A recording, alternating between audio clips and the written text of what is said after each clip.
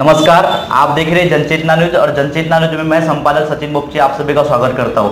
जैसे कि हाल ही में 2-3 महीने के भीतर में ही अभी विधानसभा के चुनाव महाराष्ट्र में होने जा रहे हैं। जैसे जैसे राजनीति के चुनाव मैदान में जितने भी लोग उतरने वाले हैं वैसे उनकी हलचलें तेज होते जा रही है। आज हम हमारे जो एक चर्चा आपके साथ इस एपिसोड में हम नए नए मेहमानों के साथ में आपको हर समय आपको मिलाते रहते हैं। उसी प्रकार आज भी हम एक नए मेहमान के साथ में मुलाकात कराएंगे जो कि इस गोंदिया जिले में एक ओबीसी समाज के से बिलोंग करते हैं और लोधी समाज का नेतृत्व करते हुए लोधी समाज के मांगों को स्वीकृत करवाने के लिए बड़े स्तर तक के बड़े नेताओं के साथ में और केंद्र सरकार राज्य सरकार से वह हमेशा लगभग मांग करते रहे, ऐसे नेता हमारे साथ में आज हमारे साथ में मौजूद है। तो आज हम उनके साथ चर्चा करने जाएंगे। तो स्वागत है सर आपका हमारा। धन्यवाद। जैसे कि आपने हाल ही में एक लोधी समाज की जो मांग रखी थी, लोधी समाज को केंद्र की सूची में ओबीसी में शामिल किया जाए, उसको लेकर आपने मांग रखी थी। आप कितने वर्षों से लगातार इस मांग को लेकर आप सरकार से मांग कर रहे हैं? मैं इंजीनियर राजीव ठकरेले, मैं 2012 से लगातार लोध जाति को केंद्र की ओबीसी की सूची में शामिल किया जाए इस मांग को लेकर निवेदन, आंदोलन तथा जो पिछड़ा वर्ग आयोग है, चाहे वो राज्य पिछड़ा वर्ग आयोग हो या राष्ट्रीय पिछड़ा वर्ग आयोग है, इनके जो नियम है, इनके जो कंडीशंस है, उस कंडीशंस पे काम कर रहा हूं। और इसी को लेके मैं अभी 26 जुलाई को मुंबई में राष्ट्रीय पिछड़ा वर्ग आयोग के अध्यक्ष हंसराज अहीर जी ने जो सुनवाई बुलवाई थी उसमें मैं गया था और उसमें हमने 295 पेजेस की एक रिपोर्ट, जिसमें लोधी समाज की आर्थिक, शैक्षणिक, सामाजिक और राजनीतिक ये चारों जो कंडीशंस हैं, इसमें क्या परिस्थिति है, ये परिस्थिति का पूरा अहवाल हमने उनको दिया। अहवाल देने के बावजूद उनको हमने समझाने का प्रयास किया कि लोधी समाज ये महाराष्ट्र के 20 जिलों में निवास करता है और 20 जिलों में लगभग 11,76,000 लोधी समाज इस महाराष्ट्र में रहता है। उसमें एक भी शैक्षणिक रूप से क्लास 1 ऑफिसर नहीं है, एमपीएससी से कोई क्लास 1 नहीं है, आईएएस नहीं है। सामाजिक रूप से कोई भी ऐसा व्यक्ति नहीं है जो बड़े महामंडल में हो या बड़े किसी संस्था में प्रेसिडेंट हो या वहां का संचालक हो। राजनीतिक क्षेत्र में एक भी लोधी समाज का विधायक नहीं है, सांसद नहीं है, ना कोई मंत्री है, ना कोई एमएलसी है, विधान परिषद सदस्य है। और जिस तरीके से हमारी सामाजिक क्षेत्र में भूमिका है, आर्थिक क्षेत्र में आप देखो कि कोई भी ऐसा बड़ा व्यापारी या बड़ा आर्थिक क्षेत्र में लोधी समाज का कोई व्यक्ति नहीं है, सक्षम नहीं है। तो ये परिस्थिति जो है, हमने उस परिस्थिति से अवगत कराया और उनको हमने दबी आवाज में एक धमकी भी दिया कि हम इतने सालों से आप लोगों से मांग कर रहे हैं। 2004 में सुशील कुमार शिंदे जी थे मुख्यमंत्री, कांग्रेस के मुख्यमंत्री थे। कांग्रेस की सरकार ने हमको कम से कम राज्य में ओबीसी में दिया। हम 2004 से 2014 तक यूपीए सरकार के पीछे घूमे तो हमको ऐसा लग रहा था कि यूपीए सरकार अब हमको न्याय देने वाली नहीं है, पर हमको एनडीए सरकार से बहुत अपेक्षा थी, क्योंकि यूपी, एमपी, छत्तीसगढ़, राजस्थान, ये सभी राज्यों में, तेलंगाना, ये सभी राज्यों में हमारे जो जनप्रतिनिधि है, जो वहां के विधायक है, खासदार, सांसद है, वो सब बीजेपी से आते हैं। आप समाज के लिए जैसे कार्य कर रहे हैं कि लगभग कितने वर्षों से कार्य कर रहे हैं और किस भावनाओं को लेकर आप, जैसे कि आप एक समाज की मांग उठा रहे हैं, जैसे आपको ऐसा नहीं लगा कि अन्य क्षेत्र में भी आपने ये करना चाहिए, जैसे राजनीति का आपने एक प्लेटफॉर्म चुना है, तो क्या आपको लगता है कि राजनीति किस उद्देश्य के साथ में आपने इस समाज की मांग को? मेरा राजनीति में आने का एक उद्देश्य ये है कि मैं जब कॉलेज कैंपस से सिलेक्ट होके बाहर गया तो मैंने देखा कि हमारे गोंदिया में क्या कमी है, हमारे गोंदिया जिले को किन चीजों की आवश्यकता है, हमारे गोंदिया जिले के राजनेता क्या हमको वो सुख सुविधाएं या वो हमको संवैधानिक अधिकार दिला पा रहे क्या। मैंने वो बहुत सारी कमतरता देखा। पहली बात तो मैं जिस समाज में पैदा हुआ हूं वहां मैं आधा ओबीसी हूं। दूसरी बात, ओबीसी समाज इतना बड़ा है, बहुजन समाज इतना बहुल है, लेकिन बहुजन समाज को क्या उसके संवैधानिक अधिकार मिल पा रहे? क्या नहीं मिल पा रहे। तो ये बहुजन समाज को उनका संवैधानिक अधिकार दिलाने के लिए मैं इस राजनीतिक क्षेत्र में उतरा हूं और मेरा ये दृढ़ निश्चय है कि जब जब मैं राजनीतिक क्षेत्र में आगे बढ़ूंगा, मुझे संवैधानिक पद मिलेंगे, तो मैं इस बहुजन समाज को संवैधानिक न्याय दिलाने के लिए काम करूंगा, बहुजन समाज को उनके हक अधिकार दिलाने के लिए मैं काम करूंगा। ये मेरी दृढ़ भूमिका है। जिस प्रकार से आपकी अभी भूमिका है दिख रही है, लगातार आप किसानों की आवाज हो, विद्यार्थियों की आवाज हो और अनेक जैसे मजदूरों की आवाज हो, और विगत लोकसभा के चुनाव से आप लगभग सतत जनता में आप उपस्थित रहते हैं, तो आने वाले जैसे अभी विधानसभा की चुनाव की तैयारी चल रही है, क्या आप विधानसभा के चुनाव में पक्ष में दावेदारी करेंगे आप? देखिए, मैं विधानसभा की तैयारी कर रहा हूं ऐसा बिल्कुल नहीं है, लेकिन मेरे बहुजन समाज को संवैधानिक अधिकार नहीं मिल रहा, इसलिए मैं चुनाव में उतरूंगा। क्यों बता रहा हूं आपको? अभी आपने बोला कि आप मजदूरों की आवाज उठाते हो, आप घरकुल लाभार्थियों की आवाज उठाते हो, आप किसानों की आवाज उठाते हो, आप विद्यार्थियों की आवाज उठाते हो। बिल्कुल, ये देखिए, मजदूर, ये जो सरकार है ये आज लाडली बहन, लाडला भाऊ और न जाने कितनी कितनी योजनाओं की घोषणा कर रही है, जिसमें हजारों करोड़, लाखों करोड़ रुपए इनको आवश्यकता होगी।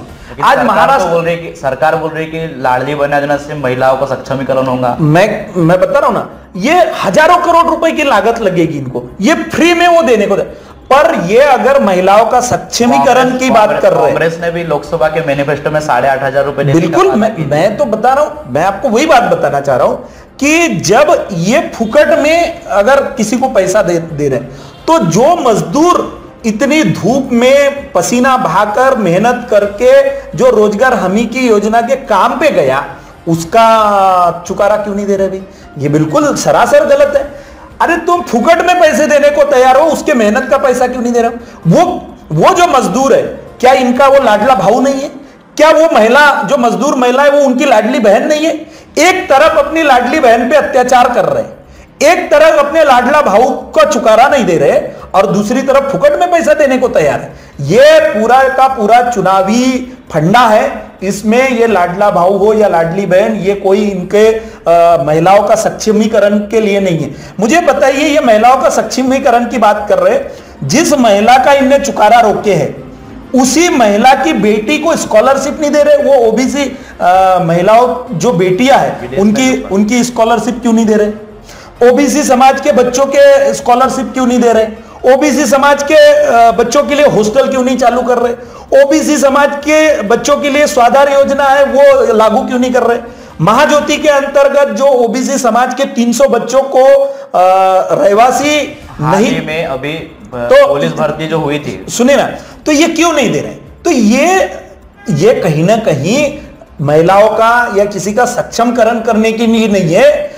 वो जो एक मुहावरा है ना, मतांची पडली कड़की ता आठवण आली बहीन लाड़की, तो ये इनका ये फंडा है, इनको लाड़की बहन से कोई मतलब नहीं। हाल ही में महाराष्ट्र पुलिस की भर्ती हुई, जिसमें गोंदिया जिला पुलिस अंतर्गत ओबीसी की एक भी जगह नहीं थी, शून्य। देखिए क्या हो रहा है, यही तो है हम जो लड़ रहे हैं। इसकी आवाज उठाते हुए आप नजर नहीं आए कहीं? आया, बिल्कुल आया, निवेदन है मेरे, आप देखेंगे निवेदन दिया है। उसके साथ साथ मैं एसपी साहब से मेरी पर्सनल मीटिंग है, और उसके मैं आपको रिजल्ट भी बताता हूं कि उन्होंने ये कहा कि साहब, जो आपके समाज के लोग जो है, ओबीसी समाज के लोग जो रिटायर हुए हैं, वो ओबीसी करके रिटायर हुए, मतलब हो ही नहीं सकता। जब हम 92 तक ओबीसी थे ही नहीं, 92 के पहले लगे हुए लोग जो रिटायर हो रहे, वो ओबीसी कैसे हो सकते? उनने जनरल में फाइट किया था। तो उनको ये सरकार का षड्यंत्र है, ये बहुजन विरोधी जो सरकारें है, इनका वो षड्यंत्र है कि आज ओबीसी की जगह शून्य है। हमने पुलिस पटेल की जगह के लिए आवाज उठाई, शिक्षक भर्ती की आवाज उठाई, पुलिस भर्ती की आवाज उठाई। हमको ओबीसी समाज के जो संवैधानिक अधिकार है, उसके संरक्षण के लिए खड़ा रहना पड़ता है, बार बार खड़ा रहना पड़ता है। और उसके लिए आपको बता रहा हूं, ओबीसी समाज को जागने की आवश्यकता है, ओबीसी समाज को अपना प्रतिनिधित्व देने की आवश्यकता है। और जब तक ये बहुजन समाज के लोग जागेंगे नहीं, जब तक राजनीतिक प्रतिनिधित्व अपना देंगे नहीं, तब तक ये जो ओबीसी समाज के साथ में जो अन्याय हो रहा है, ये अन्याय रुकेगा नहीं। जैसे कि अभी हाल ही में जैसे आप प्रदेश अध्यक्ष नाना भाऊ पटोले के इसमें नेतृत्व में कार्य कर रहे हैं, क्या लगता है कि वह ये गोंदिया विधानसभा सीट से कांग्रेस से ओबीसी की टिकट ये करेंगे? नाना भाऊ पटोले जी का एकदम स्पष्ट है, उन्होंने बोला पार्टी में आने के लिए सबका स्वागत है, पार्टी में सबको टिकट मिल सकती है, बिल्कुल कोई अछूता नहीं रह सकता। सवाल यह है जनता में जिसका सर्वे नंबर 1 पे रहेगा उसको वो टिकट देंगे, वो ओबीसी हो या ओपन हो या एसटी हो एससी हो, कोई भी हो। हाल ही में जैसे नाना भाऊ पटोले उन्होंने पूर्व विधायक रमेश कुथेन के घर में भेंट दी थी, लेकिन उसके बाद में अचानक कुछ दिन पूर्व ही अभी मातोश्री में पूर्व विधायक का रमेश कुथेन उनका घर वापसी हुई, उसके बारे में क्या कहना है? देखिए, ये सबका अपना अपना निर्णय है। नाना भाऊ ने एक प्रयास किया होगा उनको कांग्रेस में लाने का, अपनी पार्टी को मजबूत बनाने के लिए, लेकिन उनके विचारों में उन्होंने पूरे जीवन भर जो है हिंदू शिवसेना की विचारधारा में काम किया है, उनने भाजपा के साथ में काम किया है, तो उनको लगा होगा कि कांग्रेस में जाने से अच्छा मैं अपने घर में वापस जाऊं, इसलिए उन्होंने वो निर्णय लिया। और ये लोकतंत्र है, सबको अपना अपना निर्णय लेने की स्वतंत्रता है। जैसे कि आपने जैसे अपने क्षेत्र में लोकसभा में देखा जाए, पूरे विधानसभा में लोकसभा भंडारा गोंदिया लोकसभा क्षेत्र के चुनाव हुए, जिसमें आपके क्षेत्र में सबसे ज्यादा बढ़त दिखी, यानी मतलब कि लोकसभा के चुनाव में देखिए क्या जनमत रहा है लोगों का उसके प्रति? आपने मेरे कार्यशैली को हमेशा देखा होगा, मैं जिस भी काम के लिए भिड़ता हूं तो उसको तन मन धन से भिड़ता हूं और 24/7 भिड़ता हूं। कार्यशैली का नतीजा था या कांग्रेस के प्रति लोगों का ये था? नहीं, देखिए, अगर कांग्रेस के प्रति रहता तो कहीं ना कहीं पूरे गोंदिया विधानसभा में वो सेम नतीजे आते। कहीं ना कहीं लोगों के साथ में जो संपर्क है, लोगों के सुख दुख के साथ में हम जो खड़े रहते, लोगों के साथ में जो हमारा एक संबंध है, जो पारिवारिक संबंध है, और वो संबंध को निभाते हुए जो हम काम करते हैं, ये कहीं ना कहीं हमारा उनका प्रेम है, उनके बीच का और हमारे बीच का एक संबंध है जो एक अटूट संबंध के रूप में उभर कर दिखता है। समाज को लेकर तो आपने बहुत सारे ऐसे मुद्दे उठाए, लेकिन राजनीतिक क्षेत्र में आप जैसे अगर उतरते हैं या अगर कांग्रेस आपको अगर दावेदारी देती है गोंदिया विधानसभा क्षेत्र से, क्या मुद्दे रहेंगे आपके और किस मुद्दों को लेकर आप चुनाव के मैदान में होंगे? देखिए, मैंने आपको बताया सबसे पहले कि बहुजन समाज यहां बाहुल्य है, लेकिन उसके संवैधानिक अधिकार उसको नहीं मिल पा रहे। एक तो संवैधानिक अधिकार के लिए लड़ाई होगी मेरी। दूसरा, हाल ही में जो उप मुख्यमंत्री देवेंद्र फडणवीस है, उन्होंने कहा था कि मैं ओबीसी का आरक्षण 2 महीने के अंदर में मेरी सरकार लेकर आई है, मैं ओबीसी का मिल गया क्या होगा? मिल गया। उसके प्रति आपने कभी ये नहीं किया? बहुत बार प्रतिक्रिया दी है। मैं तो मैं एक ऐसा व्यक्ति हूं, खुले तौर से विरोध करता हूं। देवेंद्र फडणवीस जी ने हमारे साथ में, हमारे बहुजन समाज के साथ में, ओबीसी समाज के साथ में घोर अन्याय किया है और सिर्फ अपनी राजनीति चमकाने के लिए बहुजन ओबीसी समाज को बरगलाने का काम किया है। उन्होंने ना हमें राजनीतिक आरक्षण दिलवाया, उन्होंने ना हमारी जनगणना करवाई, उन्होंने ना ही हमारे वो 84 IAS जो आज आत्महत्या कर रहे उनको न्याय दिलाया, ना ही उन्होंने हमारे जो ओबीसी समाज के युवाओं को जो रोजगार की संधि मिलना चाहिए आरक्षण के प्रतिनिधित्व के माध्यम से, उन्हें नहीं दिया। नाना भाऊ पटोले उन्होंने एक स्टेटमेंट दिया है कि हमारी सरकार आने पे सबसे पहले कर्ज माफी की योजना ये करेंगे। एक तो ये कहाँ तक सही है, मतलब कि सरकार आने पर जो है, क्या लगता है आपको कि महाविकास आघाड़ी की सरकार बनेंगी या नाना पटोले मुख्यमंत्री बनेंगे? बिल्कुल बिल्कुल, महाविकास आघाड़ी की सरकार भी आएगी और नाना भाऊ पटोले जी मुख्यमंत्री भी बनेंगे। और आपने जहां जहां कांग्रेस की सरकार है वहां वहां आप देखिए, किसानों का कर्जा माफ हुआ है, किसानों को जो जीएसटी किसानों के सामग्री पे लगी है वो जीएसटी कम की है, किसानों को एक स्वाभिमान से जीने के लिए कांग्रेस ने काम किया है। और दूसरी बात, आप मेरा सवाल बीच में अधूरा रह गया था कि देवेंद्र फडणवीस जी ने जो कहा था, तो वो कभी अपने वादे पे अटल नहीं रहते। उनने विदर्भ की बात की थी कि विदर्भ नहीं बनेगा तो मैं जीवन भर शादी नहीं करूंगा। क्या शादी नहीं की उनने? अमृता फडणवीस जी कौन है उनकी? एक, ठीक है। उनने कहा था कि ओबीसी को अगर राजनीतिक अधिकार नहीं दिला सका तो मैं राजनीतिक संन्यास ले लूंगा। क्या राजनीतिक संन्यास उन्होंने ले लिया? नहीं लिया। उन्होंने जो है अभी चुनाव में कहा था कि अगर कांग्रेस से कम सीटें आएंगी तो संन्यास ले लूंगा। क्या उन्होंने लिया? और देवेंद्र फडणवीस जी सिर्फ और सिर्फ चुनावी जुमला देते हैं और सिर्फ ओबीसी समाज को बरगलाने का काम करते हैं, उसके अलावा कुछ नहीं। जैसे कि और आपने अभी मुझे पूछा केंद्र में अभी एनडीए की सरकार है, हाँ।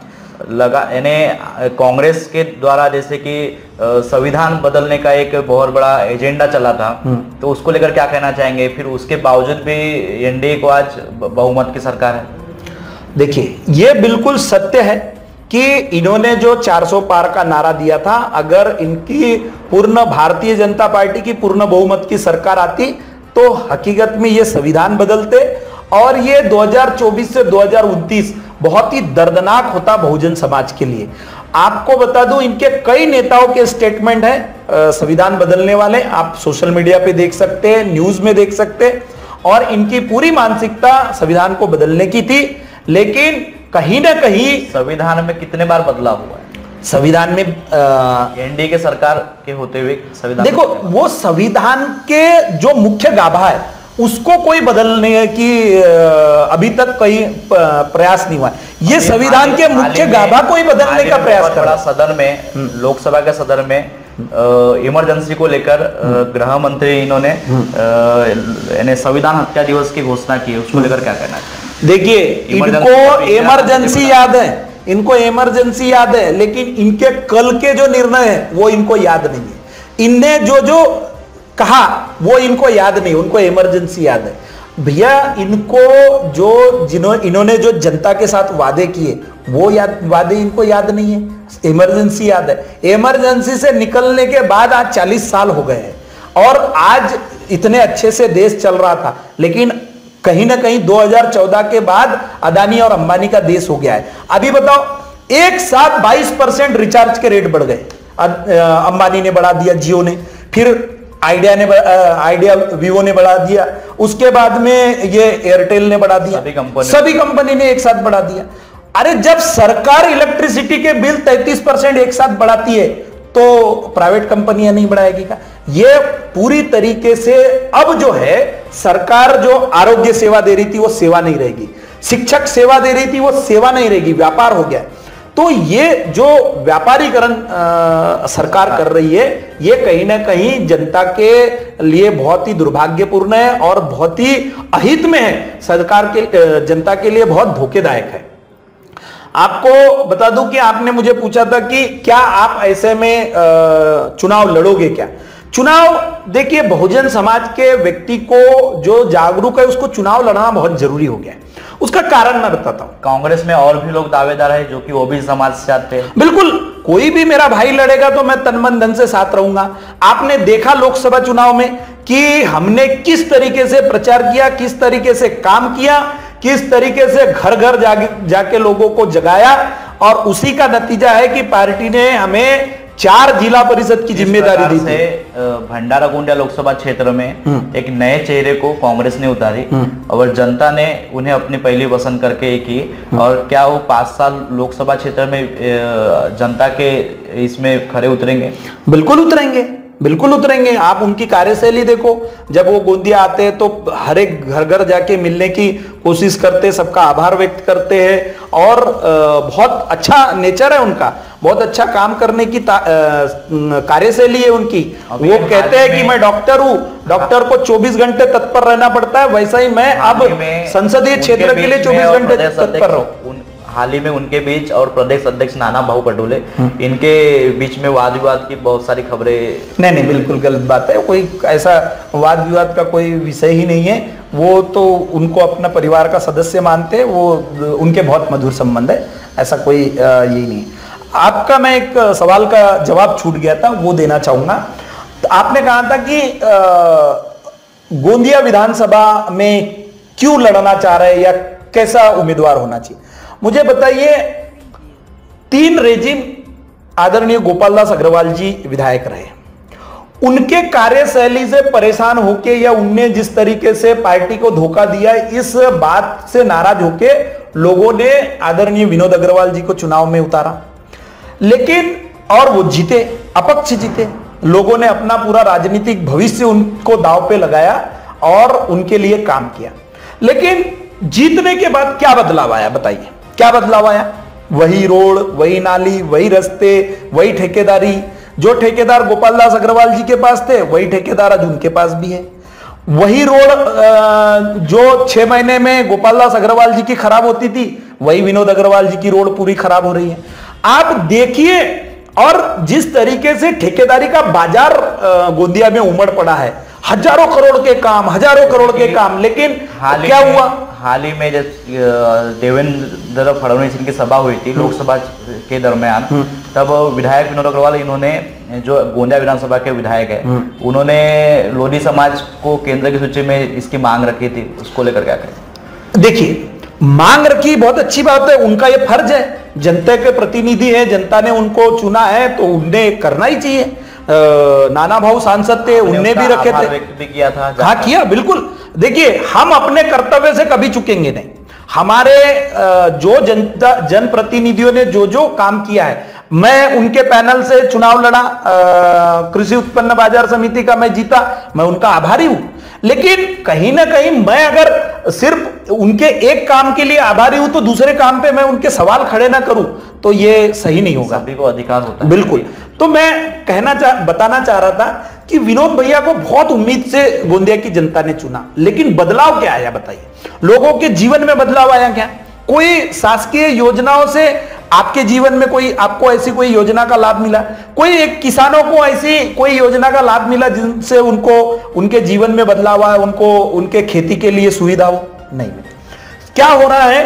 ठेकेदार, मान लीजिए पहले 100 थे तो अब 200 हो गए ठेकेदार। अब ये बताइए, ठेकेदारी में ऐसा क्या है को सब लोग ठेकेदारी की तरफ बढ़ रहे हैं, और जो ठेकेदार बनता है वो तुरंत रातों रात अमीर बन जाता है, 2-4-5 साल में बिल्कुल अमीर बन जाता है, गाड़ियां लेके घूमने लगता है।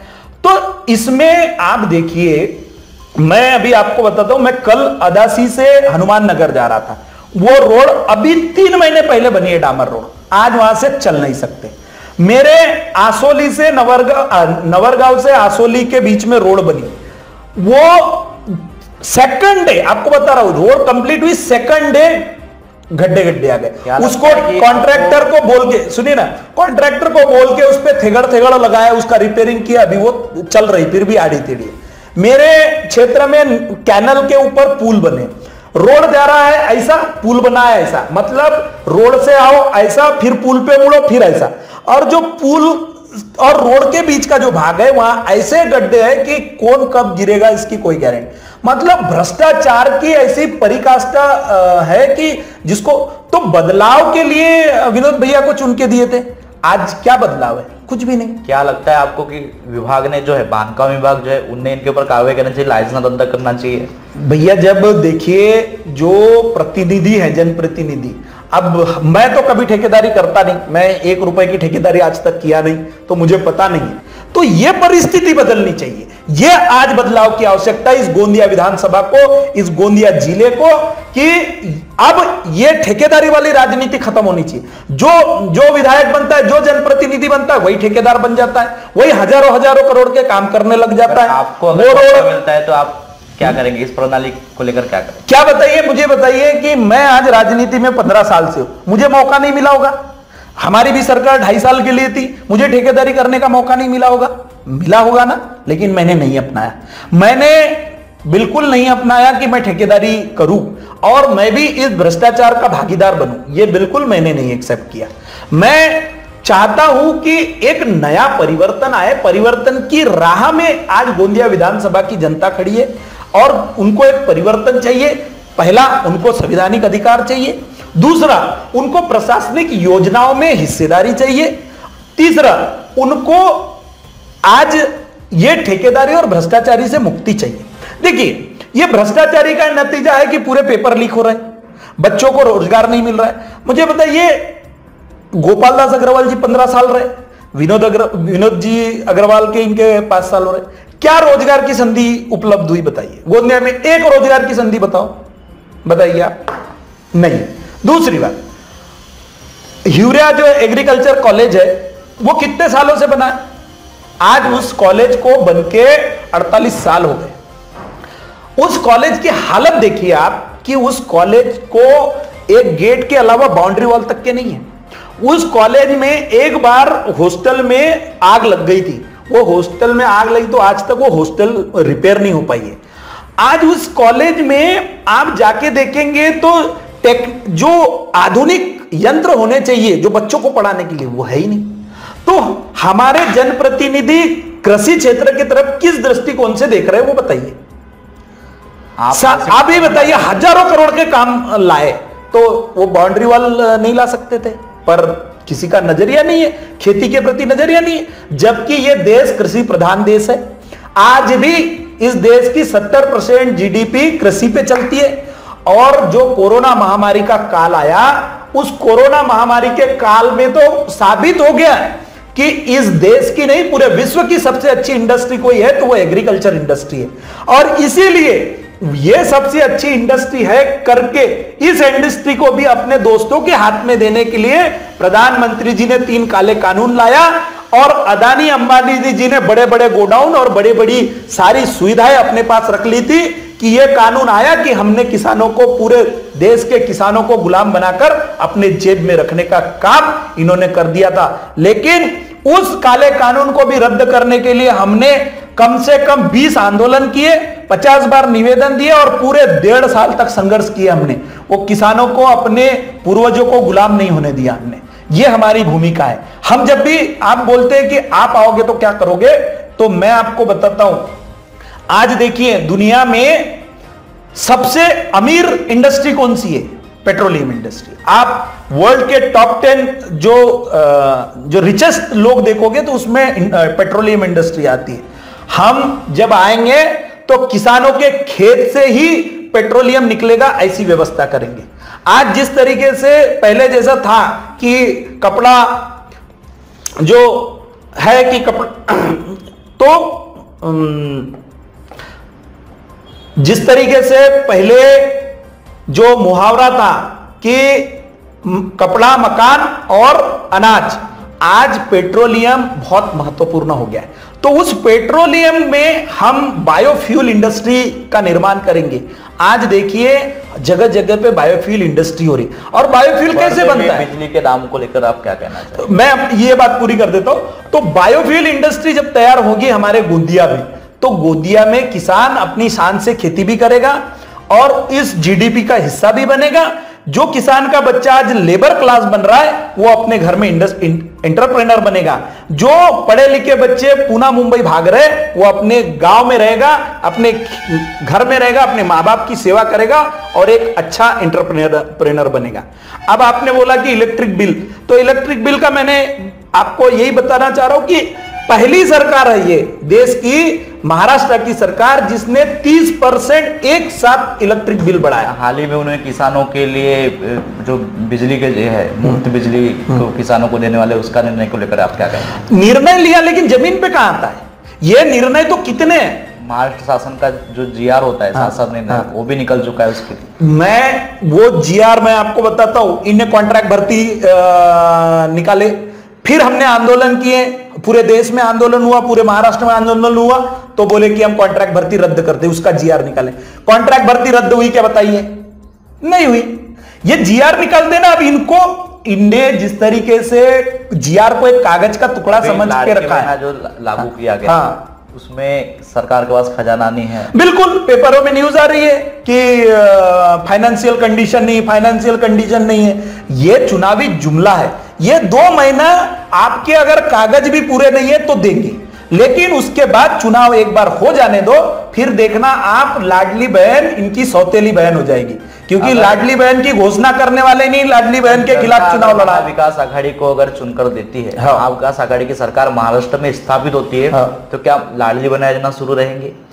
देखिए महाराष्ट्र की जो महाविकास आघाड़ी की सरकार है और इंडिया गठबंधन की जो सरकार है, वो तो महिलाओं को 1 लाख रुपए साल के देने में विश्वास रखती है। महालक्ष्मी योजना लाने की इसमें थी, पर उसमें हमारे पास में उसका पूरा ब्लूप्रिंट था। हम जब आएंगे तो उस अकॉर्डिंग टू काम करेंगे, उस अकॉर्डिंग जीडीपी को मेंटेन करेंगे। एग्रीमेंट भी भरवा के आपने लोकसभा के बिल्कुल बिल्कुल, हम कोई भी झूठा काम नहीं करना चाहते, हम बिल्कुल फर्जी काम करने में विश्वास नहीं रखते, हम एग्रीमेंट के साथ बात करने की में विश्वास रखते हैं। लेकिन उसके बावजूद भी एनडीए की सरकार नहीं, तो हम जनता का जो निर्णय है उसको स्वीकार करते हैं। जनता को अगर वो 1 लाख रुपए नहीं चाहिए, 30 लाख बच्चों को नौकरी नहीं चाहिए थी, या युवाओं को रोजगार नहीं चाहिए था, किसानों को कर्ज मुक्ति नहीं चाहिए थी, वो मनरेगा के जो मजदूर है उनको 400 रुपए रोजी नहीं चाहिए थी, तो उन्होंने नहीं दिया। तो हमको जनता का निर्णय मान्य है, हम फिर प्रयास करेंगे और जहां जहां भी हमारे राज्य में सरकार है वहां हम काम कर रहे हैं और उतना काम करेंगे और काम करके ही रहेंगे, ये हमारी सोच है। हम अभी जनगणना के लिए हमारे नेता आदरणीय राहुल गांधी जी संसद में प्रश्न उठा रहे हैं जनगणना को लेकर। नीट की एग्जाम में जो घोटाला हुआ उसके लिए 24 लाख बच्चों के हित में वो कदम उठा रहे हैं। इन्होंने आज तक, भारतीय जनता पार्टी की सरकार जब से 2014 से आई है, 75 एग्जाम के पेपर लीक हुए। कितने? 75, चाहे वो वन रक्षक हो, पटवारी हो, शिक्षा भर्ती हो, होमगार्ड हो, पुलिस भर्ती हो, सारे लगभग सारे। क्यों हुआ ये? इन्होंने अपने अपने जो कार्यकर्ता है, अपने अपने मित्र है, उनको ठेकेदार बना दिए, कॉन्ट्रैक्टर बना दिए, वो प्राइवेट एजेंसी बना दिए उनको एग्जाम कंडक्टिंग। अब जिनके पास में इतना रिसोर्सेज नहीं है वो एडजस्टमेंट में सब कर रहे हैं और इनको समझ में आ गया कि एजुकेशन में बहुत बड़ा रुपया है। अब बताइए, बच्चों से ये बता रहे हैं कि हम लाड़की बहन और लाड़का भाऊ बता रहे हैं। अरे उसी लाड़की बहन के बेटे से तुम 1,000 रुपए ले रहे हो स्पर्धा परीक्षा के एग्जाम के, और हर परीक्षा के 1,000 रुपए ले रहे हो। क्यों नहीं उसको फ्री कर देते? दो एग्जाम, वो कोई बहुत बड़ी बात है क्या? नहीं है। उसकी बच्ची से तुम फीस ले रहे हो 1,000 रुपए, फीस लेने के बाद भी तुम वो पेपर समय पे नहीं कराते। पेपर फुटला हर बार न्यूज आती है। फिर 9 बजे बुलाते हो पेपर देने, 12 बजे पेपर होता है। उन बच्चों को आने जाने की कोई सुविधा नहीं देते। तुम अपने आंदोलन अपने मोर्चों के लिए बड़ी बड़ी ट्रेन बुक कराते हो। मुझे बताइए, क्यों नहीं बच्चों के लिए तुम स्पर्धा परीक्षा के लिए उनकी ट्रेन फ्री रखते हो? उनको क्यों नहीं फ्री रिजर्वेशन रहता है? इसके पहले भी कांग्रेस सरकार थी, क्या उसने ऐसा किया था? देखिए, कांग्रेस सरकार थी, कांग्रेस ने नहीं किया, इसीलिए तो बदलाव लाया देश ने। देखिए, जो भी है सरकार किसी भी पार्टी की रहे, अगर वो जनता के हित में काम नहीं करेगी तो बदलाव स्वाभाविक है और ये बदलाव करना दे। पर अब 2014 से क्या बदलाव आया? 2014 से उल्टा सिर्फ किसानों की आमदनी में दुगनी नहीं हो नहीं पा रही है, लेकिन अंबानी की आमदनी 25 गुना हो रही है। 1200 करोड़ रुपए वो शादी में खर्चा कर रहे हैं। अदानी विश्व का दूसरे नंबर तक रईस पहुंच जाता है, जो 643 नंबर पे था जिसकी प्रॉपर्टी, आज वो विश्व के दूसरे नंबर पे। तो दोस्तों का कैसा आमदनी दुगनी हो रही है, किसानों की क्यों नहीं हो रही? युवाओं को रोजगार क्यों नहीं मिल रहा है? ये बहुत बड़ा सवाल है। ये सवाल पे आज जनता अपना न्याय मांग रही है। ये संवैधानिक अधिकार है, ये होना चाहिए। अभी बताइए, रोड देखिए ना, ये कितनी, भैया इतना भ्रष्टाचार आज ये गरीब जनता के लिए और सर्वसाधारण इंसान के लिए, परिवार के लिए, ये बहुत खतरे की घंटी है कि आने वाला भविष्य बहुत दुखदाई होने वाला है। ऐसा ही भ्रष्टाचार चला, देखो ये भ्रष्टाचार महाराष्ट्र में बदलाव करेंगी? बिल्कुल करेगी, क्यों नहीं करेगी? देखिए, गोंदिया में इन्होंने 185 स्कूल बंद कर दी। किसको बोलते हैं 185 प्राइमरी स्कूल बंद। आज एजुकेशन का स्तर बढ़ते जा रहा है, हर आदमी अपने बच्चे को अच्छी शिक्षा देना चाह रहा है, पर स्कूलें बंद क्यों हो रही है? स्कूलें बंद इसलिए हो रही है क्योंकि इन्होंने स्कूल का दर्जा कम कर दिया है। उस दर्जे में लोग पढ़ाना नहीं चाहते, उससे ऊपर के दर्जे। क्यों नहीं इंग्लिश मीडियम स्कूल चालू होती? क्यों नहीं जो नवोदय का कोर्स है वो हमारे प्राइमरी स्कूलों में चालू होता? सरकारी स्कूल में बच्चे नहीं पढ़ा रहे, कुछ लोग जो सरकारी स्कूल में काम कर रहे हैं उनके बच्चे प्राइवेट में पढ़ रहे हैं, क्योंकि स्तर नहीं है ना, स्तर नहीं है। तो हमारे शिक्षक गुणवान है, हमारे शिक्षक उस लायक है, लेकिन सरकार की पॉलिसी ये है, शिक्षा क्या करती है, शिक्षा सवाल खड़े करती है। इसलिए बच्चों को शिक्षा से दूर रखने की ये पॉलिसी। हमारे बच्चे जो प्राइवेट स्कूलों में पढ़ रहे हैं वो कहां तक जा पाते हैं, बड़े मुश्किल से 10वीं 12वीं तक जाते हैं, वहां से फिर वापस हो जाते हैं। 90% लोग वापस हो जाते हैं। और फिर बच्चे जो 10% है उनके साथ में ये नीट में घोटाला करते हैं, आईएएस में घोटाला करते हैं। आज देखो आईएएस, ये डायरेक्ट आईएएस बना रहे, जो मेहनत कर रहे हैं हमारे ओबीसी के 384 बच्चे, आज वो सुसाइड कर रहे हैं। उन आईएएस पास करने के बाद में उसको ज्वाइनिंग नहीं दे रहे, क्रीमी लेयर की कंडीशन पे रोक रहे हैं। और इनके ओम बिरला जी जो लोकसभा स्पीकर है, उनकी बेटी डायरेक्ट आईएएस बन जाती है। पूजा खेड़कर का आप मामला देख रहे हो, डायरेक्ट आईएएस बन रही। अदानी के जो मैनेजर है, मैनेजमेंट टीम के लोग हैं, वो आईएएस बन रहे। आज जो सेबी इतना बड़ा शेयर मार्केट है हमारा, उसका डायरेक्टर कौन है, अदानी का आदमी। तो अगर इस तरीके से देश में ये भेदभाव करेंगे तो देश में तो जो है बहुजन समाज एक न एक दिन जागेगा और इनको कुर्सी से हका लेगा। तो जिस प्रकार से अभी आपने देखे हमारे साथ में आज गोंदिया विधानसभा क्षेत्र के एक ओबीसी नेता कांग्रेस से जो आते हैं, इनके साथ में हमने बातचीत की और विस्तृत रूप में हमने बातचीत की, जिसमें उन्होंने सारी विश्लेषण और विधानसभा के चुनाव में किस प्रकार से राजकीय समीकरण होंगे, विधानसभा के चुनाव में उनको क्या टिकट मिलेंगी और टिकट नहीं भी मिलेंगी तो पार्टी का जो सक्षम रूप से वो कार्य करेंगे और ना ही किसी द्वेष के हिसाब से वो कार्य करेंगे, एक ईमानदारी के साथ में, निष्ठा के साथ में प्रदेश अध्यक्ष नाना पटोले इनके नेतृत्व में कार्य करेंगे, ऐसा उन्होंने कहा। इसी प्रकार से हमारे एक चर्चा एपिसोड में लगातार जुड़े रहने के लिए हमारे चैनल को लाइक करें, शेयर करें, सब्सक्राइब करें। धन्यवाद।